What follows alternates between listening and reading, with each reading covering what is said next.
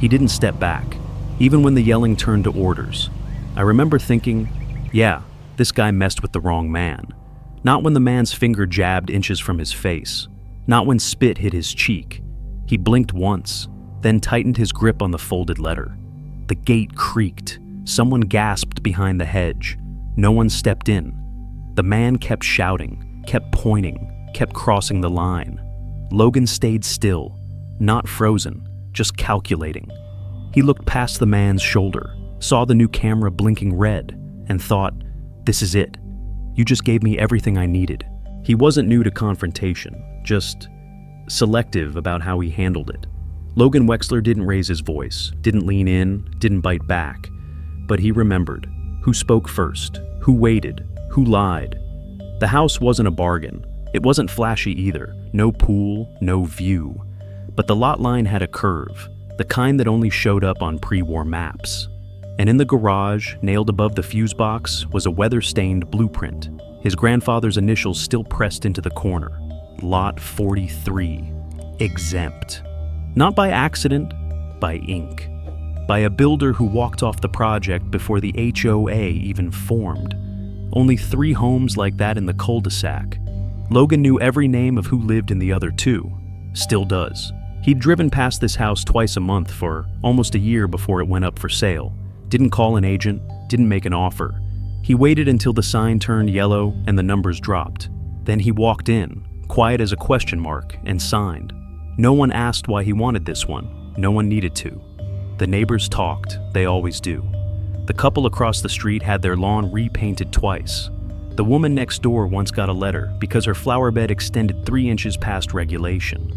Logan saw it all, from his porch, with his coffee, and that same map behind him. He never joined the Facebook group, never RSVP'd to the BBQs. He waved, he smiled, he remembered. People thought he was polite. They weren't wrong, just incomplete. He wasn't here to blend in. He wasn't here to start fights either. He bought this house for a reason, because some lines matter, because someone, at some point, had to hold one, and he'd decided, if it ever came to that, he'd be ready. Not loud, not messy, just ready. It started with a note, folded twice, taped to the front gate. No envelope, no name, just a bulleted list. Trash bins not aligned, mailbox overcrowded. Concerns about lawn uniformity. There was no signature, but the font was bold, the language clipped, like someone who managed spreadsheets, not people. Logan read it once, didn't tear it, didn't even take it down. He left it up. For 3 days, until the ink ran from the morning sprinklers. That week, new cameras went up across the cul-de-sac. Same model, same height, same angle, just enough to catch his porch. A clipboard started appearing, afternoons only. A man with cargo shorts and a Bluetooth headset. He never knocked. He'd stop just past the mailbox, squint, write, walk away. Once Logan waved. The man looked through him. The second note came tucked inside his screen door. A printed notice about voluntary compliance. Stapled. Underlined. Still no signature. Still no voice. But it had a timestamp. And that was enough. Logan marked the date, started a folder, digital and physical. He didn't reply, didn't complain, just watched. That's what no one got. They thought silence was surrender, but silence is where patterns live. And Logan was a pattern guy. He noted the car that parked across the street for 5 minutes each morning. He noted the woman who walked her dog twice, but paused near his trash cans. He noted the wording, how it shifted from suggestion to expectation between the lines. The tone got sharper, the language got louder, but Logan didn't. Not yet. Because this wasn't a misunderstanding. This was an opening move, wrapped in paperwork, pushed through protocol, masked as neighborhood concern. But it wasn't concern. It was control. And that clipboard, it was a flag. Some things just hit different when you've seen them happen before. You know that feeling when something's off, but no one says it out loud, when rules get twisted and silence feels like the only thing you've got left. If this story felt familiar, stay close. Subscribe to the channel. We don't raise our voice here, but we don't let things slide either. The emails started coming. Subject lines dressed like courtesy. Friendly reminder, clarification on property expectations, informal notice, please review. Logan didn't respond, didn't forward, didn't delete. He archived each one, tagged them by sender, sorted them by tone, time-stamped everything. He watched the pattern, the change from friendly to firm, from Hi Logan to Dear Resident. On Tuesday, a printed HOA newsletter appeared folded into his front door seam. Inside it, a highlighted line. New language about non-compliant homes, disrupting community cohesion. Still, no names. Still, no rules cited, just tone. Logan added it to the file. His mailbox started to overflow, not from negligence, by design. He didn't check it for 6 days, let the paper curl in the heat, let it spill past the lip. Neighbors began to notice. A jogger slowed down, a teenager took a photo, and then it landed on the Facebook group. This is exactly why we need regulation. Captioned under an angled shot of Logan's mailbox, stuffed full of HOA notices and newsletters. It got 12 likes, 3 comments, 1 wow react. Logan read them all, didn't respond, didn't like, didn't report. He waited. 2 more flyers arrived. 1 slipped under the garage door. That Friday, the wind picked up. Dust moved along the sidewalk. The papers fluttered at the edge. He stepped outside. No one was watching, or so they thought. Logan approached the mailbox, opened it, pulled everything out. He took a cloth from his back pocket, wiped the dust from the front plate, then wiped one corner, just one, deliberate, slow, and underneath the grime, right where the metal curled slightly at the bottom, a stamp emerged, faded but legible. City zoning, Block 43, independent lot, non-HOA. He let it sit in the sun, didn't say a word, but he left the mailbox open, long enough for someone else to see. Someone always does. By Monday, the Facebook post had disappeared. No apology, no correction, just gone. But Logan screenshotted it, along with the likes and the names and the timestamp. Because this wasn't just a mailbox, it was a setup, a silent one. And the first trap had already snapped shut. The next HOA forum was open to residents. No speeches, no voting, just cookies and questions. Logan showed up on time, khakis, collared shirt, a tin of shortbread in one hand, a stack of papers in the other. He smiled, nodded, didn't sit. He didn't ask for the floor, didn't raise a hand. He just walked the room, handed one printed page to each person, folded once, stapled at the top, one highlight in yellow. Section 6. C. HOA jurisdiction extends to Lot 42. Logan lived on Lot 43. He didn't say it out loud. He didn't need to.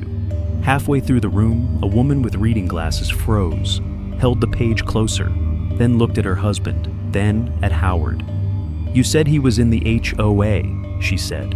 Howard blinked, coughed, laughed once, too loud. "The maps have changed," he muttered.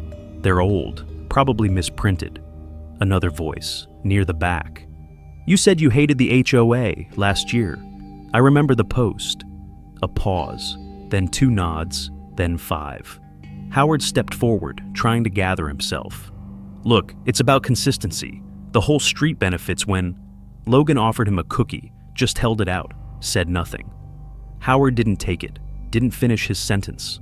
Someone else chuckled, low, then tried to cover it with a cough. Logan moved to the side, leaning near the water table, arms crossed, paper still in hand. He didn't speak for the rest of the meeting. Didn't need to. That night, the post with the stuffed mailbox was quietly removed from the Facebook group. No explanation, but Logan screenshotted anyway. Names, reactions, timestamps. The bylaws Howard had once used to threaten now disarmed him. And the group? They didn't clap. They didn't cheer. But they looked at Logan differently. Less like a neighbor, more like a variable they hadn't accounted for. 2 days later, Howard filed the petition. Typed, double-spaced, stamped by the HOA board. It demanded Logan's lot be annexed, cited unified neighborhood standards, referenced ongoing non-compliance, attached screenshots from the mailbox post, as if no one remembered it had already been deleted. Logan didn't reply, didn't attend the next HOA board meeting, didn't call anyone. At 6:14 p.m., he uploaded one photo to the neighborhood group chat. No caption, no context, just the image. Howard's old HOA resignation letter, signed, framed, dated 2017. There it was, in gold ink, hanging behind Howard's own desk. The signature matched his current filings. The letterhead was official. The wording was clear. Effective immediately, I resign from all board duties and relinquish participation in HOA governance. Time-stamped, archived, pre-saved. The first reply hit in less than 10 seconds. What is this? Then, wait, is that your house, Howard? Then, didn't you say you never resigned? The thread blew up in under a minute. 19 replies, then 42. Then someone posted a screenshot of Howard's Facebook rant from last year. The HOA is a joke. If I could get out, I would. Someone else posted a zoom in on the resignation date. Someone asked if the petition was now invalid. Someone else just typed, bro. By 7:02, Howard had left the chat. At 7:10, a board member posted, the annexation request has been tabled indefinitely. By 8 p.m., the original mailbox photo had been reposted, but this time with a new caption. Turns out Lot 43 knew exactly what it was doing. Logan didn't respond, didn't like anything. He was out on the porch, same chair, same quiet. Across the street, a different neighbor nodded. Nothing was said, but everything had shifted. Howard wasn't just wrong, he was exposed by his own hand, by a letter he'd signed, by a silence he thought meant weakness. Logan never asked for control, he just removed the illusion that someone else had it. The mailbox stayed quiet, no more notes, no more newsletters folded without permission. The cameras stayed on, not for protection, just to remember. Howard's house still had the same lawn, same blinds. But now the sidewalk stayed clear in front of Logan's gate, always. Nobody said anything, not out loud. But people waved more deliberately now, some longer than before, some shorter, some didn't wave at all. Logan didn't change much. He still walked the perimeter once a week, still trimmed the hedges himself, still parked in reverse, just enough to keep the tailgate inside his line. But one afternoon, just before the heat broke, he brought out a small ladder, leaned it against the white post by his driveway, took down the old "No HOA" sign, brushed off the back, ran his finger along the edge, the corner where the paint had chipped. Then he screwed it back in. Same size, same color, just 1 inch higher. Didn't look like a change to anyone passing by. Didn't seem like much. But it was. A neighbor paused with her dog, watched him adjust the last screw. Didn't say anything, just nodded once, then walked on. No applause, no confrontation, just clarity. The board didn't bring it up again. The thread never revived. The group chat went quiet by choice. And Logan? He went back inside, closed the garage, turned off the porch light. Some things don't need to be louder, just clearer. The sign stayed where it was, sun faded, wind tested. No one mentioned it again. But it was seen, every morning, every drive past, like old fences that don't need repainting. Just respect. Justice didn't knock on doors that week, didn't raise its voice. It just settled in, like a chair pulled back to its rightful spot. Some neighbors forgot, some pretended to. But the smart ones, they started watching how quiet can mean ready. There's a kind of strength that never asks to be seen. It waits, builds, outlasts the noise.